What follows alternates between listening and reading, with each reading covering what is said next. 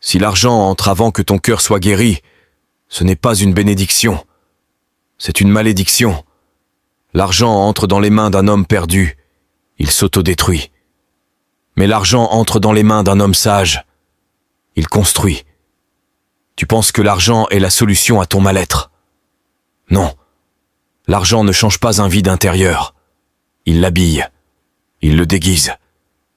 Mais la nuit, quand le silence revient, ce vide crie encore. Dieu ne veut pas que tu sois riche dehors et pauvre dedans.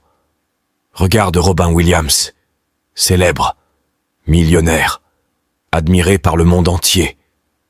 Mais il s'est suicidé. Pourquoi? Parce que personne ne voyait l'homme brisé derrière les sourires. Il avait tout, sauf la paix. L'argent ne comble pas un trou dans l'âme. Salomon l'a compris. Il a demandé la sagesse, pas l'argent. Et Dieu lui a donné les deux. Parce que celui qui cherche le bon trésor reçoit ce que Dieu approuve. Cherchez d'abord le royaume, et tout le reste vous sera donné par-dessus. Matthieu 6, verset 33. Mais aujourd'hui, on a inversé les rôles. On cherche le reste, et on oublie le royaume. On veut les mains de Dieu, mais pas son cœur.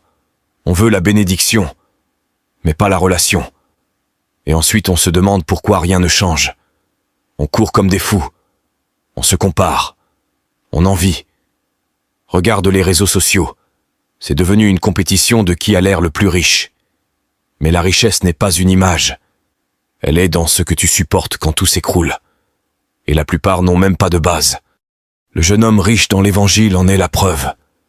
Il avait tout, mais il n'a pas pu abandonner son argent pour suivre Jésus. Il ne possédait pas sa richesse. C'est elle qui le possédait. Ce jour-là, il a choisi l'or au lieu de la vie. Il y a des gens qui prient pour des millions, mais qui n'ont même pas appris à gérer 1000.